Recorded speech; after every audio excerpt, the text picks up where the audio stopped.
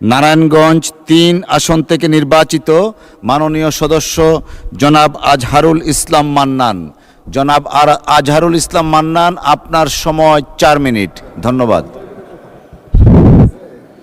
বিসমিল্লাহির রহমানির রহিম। মাননীয় স্পিকার, আমরা কি ঢাকার নারায়ণগঞ্জের লোক দেখে আমাকে কি সময় কমায় দেন? ব্যাপারটা কি? আমাকে একটু সময় বাড়াই দেন।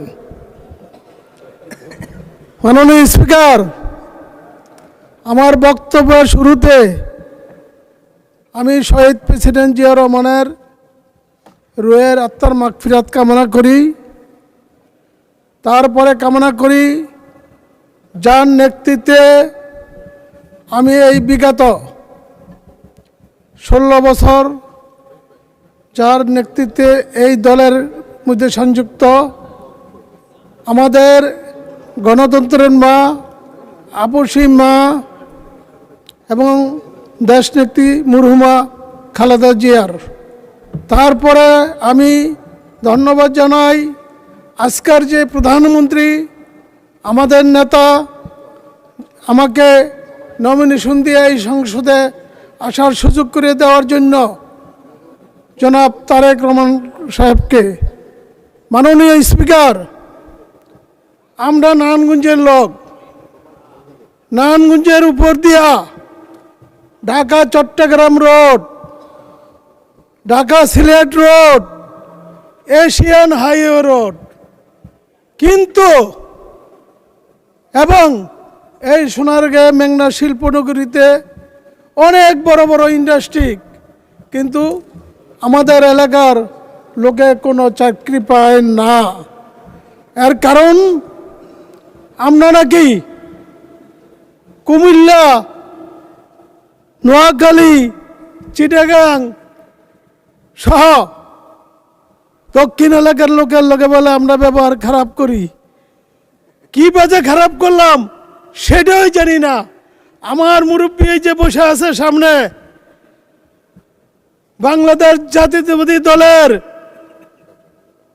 স্থায়ী কমিটির সদস্য ডক্টর খন্দকার মোশাররফ সাহেব, আমরা অনেক অত্যাচার নির্যাতন বিগত 16 বছর সহ্য করেছি।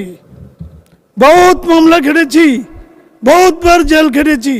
এই রাজপথ একমাত্র নারায়ণগঞ্জের গাজীপুর, মুন্সিগঞ্জ এবং নরসিংদী, মানিকগঞ্জের লোকে রাজপথ ঢাকার কাবাইতো, কিন্তু আমাদেরকে দেন 2 মিনিট, 3 মিনিট, 4 মিনিট, এটা হবে না।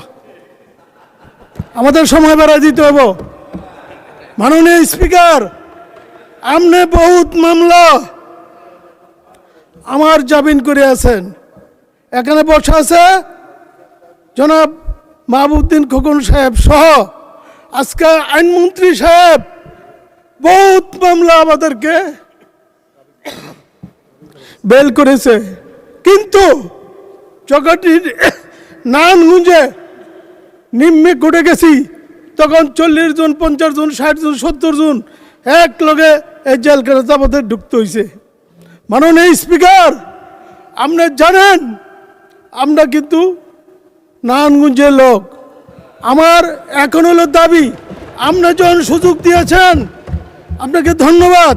এখন আমার দাবি, মাননীয় স্পিকার, সোনারগাঁয়ে একটা হসপিটাল আছে 50 শয্যার, কিন্তু লোক বল 31 শয্যার, কোনো মেশিনপত্র নাই। আমি আমাদের পাশের এলাকার পাশের থানা নরসিংদী থেকে আজকে স্বাস্থ্যমন্ত্রী হয়েছে। ধন্যবাদ। মাননীয় সদস্য, 1 মিনিট দেয়া হলো। 10 মিনিট দিতে হইব। 1 মিনিট দেয়া হলো। 10 মিনিট এখানে 10 মিনিট, হোপফুলি 10 মিনিট, 10 মিনিট দিতে হইব আমাকে। মাননীয় স্পিকার, সোনারগাঁও স্বাস্থ্য কমপ্লেক্সে নাই কোনো মেশিন, নাই কোনো যন্ত্রপাতি।